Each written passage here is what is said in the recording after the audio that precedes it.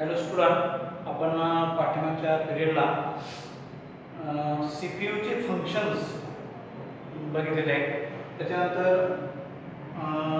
Machine cycle म्हणजे काय, instruction cycle म्हणजे काय आणि टी स्टेट म्हणजे काय, त्याचं डेफिनेशन आपण बघितलेले आहे.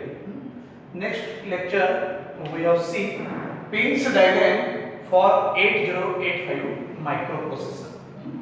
तर या चॅप्टरमध्ये आपण सुरुवातीला जनरिक मायक्रोप्रोसेसरची डायग्राम आणि त्याचे पार्ट एक्सप्लेन केले. सेम थिंग सेकंड आर्टिकल अशाच पद्धतीने आहे, पिन्स डायग्राम फॉर 8085 मायक्रोप्रोसेसर. तर आपला जो सीपीयू आहे त्याच्यामध्ये जो मदरबोर्ड बसवलेला आहे त्या मदरबोर्डच्या अंडरच एक पिनचं डायग्राम सुद्धा कनेक्ट केलेली आहे.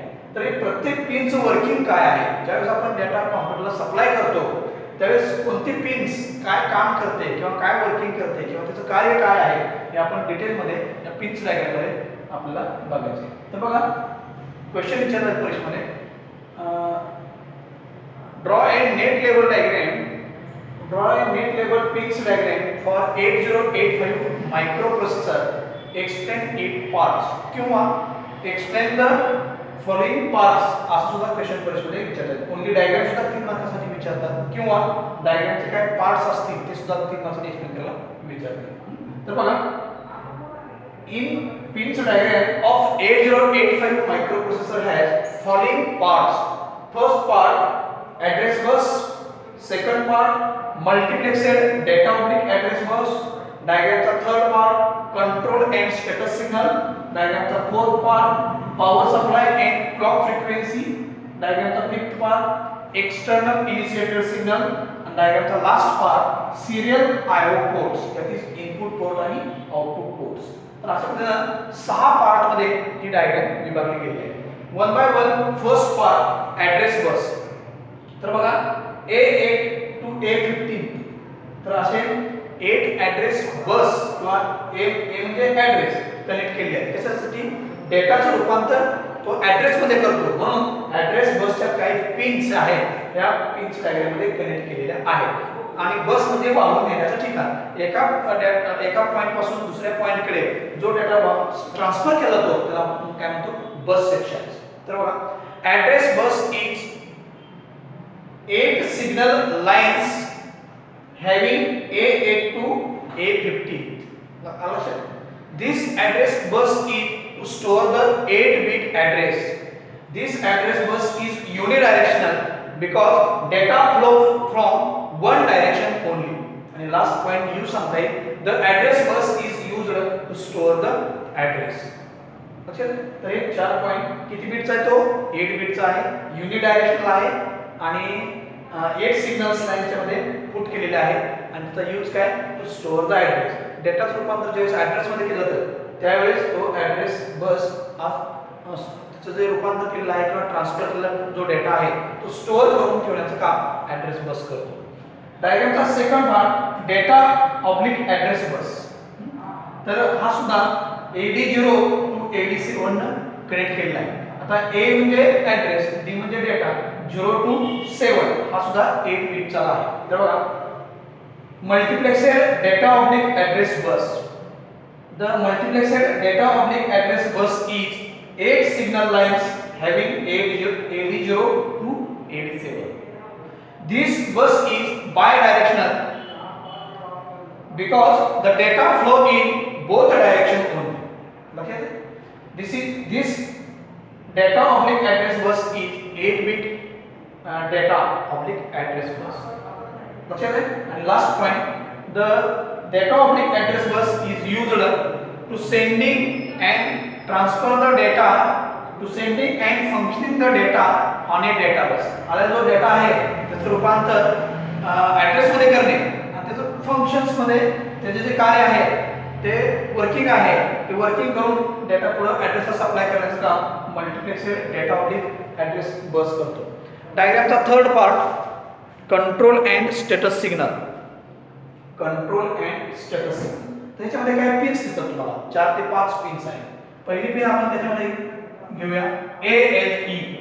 तर ALE मीन्स फुल फॉर्म बघा, ऍड्रेस लॅच एनेबल सिग्नल.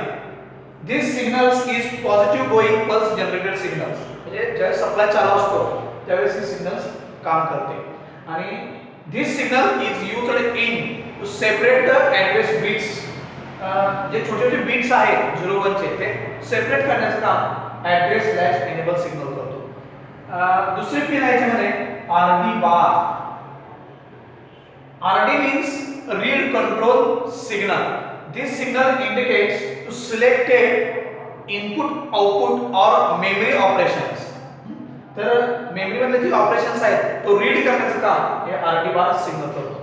हे तिसरे पिन आहे WR बार. बार म्हणजे bidirectional, that is data ॲड्रेसला सप्लाय करतो आणि मेमरीला सप्लाय करतो म्हणून एक बार म्हटलेलं आहे.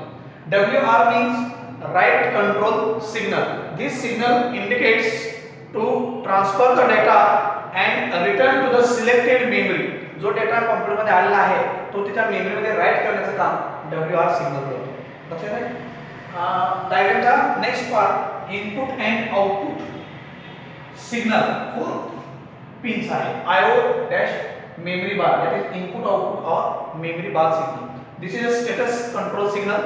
This signal indicates when it is a high, it indicates IO operation. When it indicates low, it indicates memory operations. म्हणजे काय, तो differentiate between IO and memory operation ला डेटा सप्लाय करण्याचं काम IO ऑब्लिक मेमरी सिग्नल करतो. म्हणजे जर signal higher level मध्ये असतील तर IO सेक्शन जातील, जर जे सिग्नल लोअर लेवल मध्ये असतील सिग्नल म्हणजे डेटा तो मेमरीकडे ऍक्सेप्ट केला जाईल. This signal is used to differentiate between IO and memory operations. जे दोन्हीकडे सिग्नल्स सप्लाय करण्याचं काम किंवा डेटा दोन्हीकडे सप्लाय करण्याचं काम IO and memory operations करतात. डायग्रामचा next part power supply and clock frequency. तर आपल्या डायग्राम मध्ये VCC ही पॉवर सप्लाय लागते आणि VSS ग्राउंड रेफरन्स आहे, आर्टिंग आहे. VCC म्हणजे +5 व्होल्ट पुढे पॉवर सप्लाय लागते. लक्षात आहे? VSS आर्टिंग लागते, ग्राउंड रेफरन्स म्हणतो आपण. XY आणि X2 ही क्रिस्टल आहे, 6 मेगाहर्ट्ज फ्रिक्वेन्सीला प्रोव्हाइड केलेली आहे. आणि क्लॉक आउट एक सिग्नल आहे, म्हणजे जे आपलं डेटा तयार केलेलं जे आपला प्रोग्राम तयार केलेला आहे त्या आउटपुट सेक्शनला सप्लाय करण्याचं काम क्लॉक आउट सिग्नल करतात. याला म्हणतो आपण क्लॉक आउटपुट सिग्नल. तर हे पॉवर सप्लायचे साधारणतः 4 ते 5 पिन्स आहेत. लक्षात आहे? तर 40 पिन्स या डायग्राम मध्ये कनेक्ट केलेले आहेत. डायग्रामचा next part externally initiated signal. तर या एक्सटर्नल इनिशिएटेड सिग्नल मध्ये साधारणतः 4 ते 5 पिन सुद्धा कनेक्ट केले आहेत. त्यातली first pin INTR, second INTA, third RST 7.5, 6.5, 5.5 आणि फोर्थ पिन आहे ट्रॅप. अशा 4 ते 5 पिन्स याच्यामध्ये यूज केले. तर INTR means interrupt request signal. जे काही प्रॉब्लेम आहेत मायक्रोप्रोसेसर मध्ये ते दूर करण्याचं काम INTR सिग्नल करतात. INTA सिग्नल सुद्धा काय आहे, इंटरप्ट एक्नॉलेज सिग्नल आहे. ते सुद्धा जे काय सिग्नल पास झालेले रेडी आहेत की नाही, होल्ड आहेत की नाही, HLD आहेत की नाही पाहण्याचं काम INTA सिग्नल करतात. त्यानंतर RST 7.5, 6.5, 5.5 हे जे सिग्नल आहेत ते रिस्टार्ट सिग्नल आहेत. आपल्या सीपीयूला रिस्टार्ट एक बटन असते. लक्षात आहे? तर ज्यावेळेस प्रोसेसरमध्ये डेटामध्ये काही अडचण असेल आणि कॉम्प्युटर रिस्टार्ट जर करायचं असेल तर रिस्टार्ट सिग्नल मार्फत तुम्हाला RST 7.5, 6.5, 5.5 हे जे सिग्नल्स आहेत हे रिस्टार्ट सिग्नलद्वारे तुम्हाला कॉम्प्युटर रिसेट करता येतो. लक्षात आहे? तर हे जे 4 ते 5 सिग्नल्स आहेत ते एक्सटर्नल इनिशिएटेड सिग्नल आहेत. तर INTA सिग्नलचे काय 2-3 पिन्स त्याच्यामध्ये कनेक्ट केले आहेत. एक रेडी पिन्स आहे, त्याच्यानंतर रिसेट HOLD पिन्स आहे आणि HLDA पिन्स आहे. तर हे होल्ड आणि एक्नॉलेज पिन्स आहेत. जे काय प्रॉब्लेम्स आहेत प्रोसेसर मध्ये तो सॉल्व्ह करण्याचं काम ह्या पिन्स करतायत. आणि डायग्रामचा last part serially IO ports. त्याच्यामध्ये 2 पार्ट्स आहेत, एक SOD आणि दुसरा SID. तर SOD SID means serial input data transmission. These data transmissions are to transfer the data between keyboard to processors. Second part आहे SOD mean serial output data transmission. These pins are used to serial data transmission between processor to monitors. तर अशा पद्धतीने SID आणि SOD pins याच्यामध्ये connect केले आहेत. तर diagram जर बघितली तर 40 पिन्स आहेत. तर 40 पिन्स याच्यामध्ये अशा पद्धतीने कनेक्ट केलेले आहेत.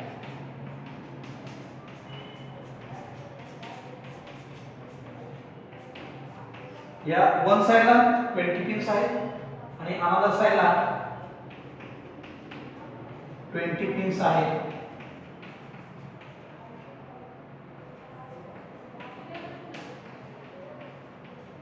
(34, 35, 36, 37, 38, 39 आणि 40. तर अशा पद्धतीने 40 पिन्स ची डायग्राम आपण डिटेल मध्ये बघितले. पुन्हा एक सांगतोय 6 पार्ट मध्ये डायग्राम बघितले. First part address bus, second part data oblique address bus, डायग्रामचा third part components data signal, डायग्रामचा fourth part power supply and clock frequency, fifth part external initiator signal म्हणजे बाहेरील वर्किंग करणारे सिग्नल, आणि last part serial IO ports, serial input output port मध्ये SOD आणि SID. तर 40 pins मध्ये diagram बघितले आणि अशा पद्धतीने आपण त्याचे पार्ट सुद्धा एक्सप्लेन केले.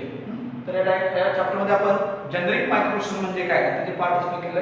नंतर पिन्स डायग्राम म्हणजे काय त्याचे सुद्धा पार्ट आपण एक्सप्लेन केले. Next lecture we have seen functional block diagram and parts. ठीक आहे, ओके.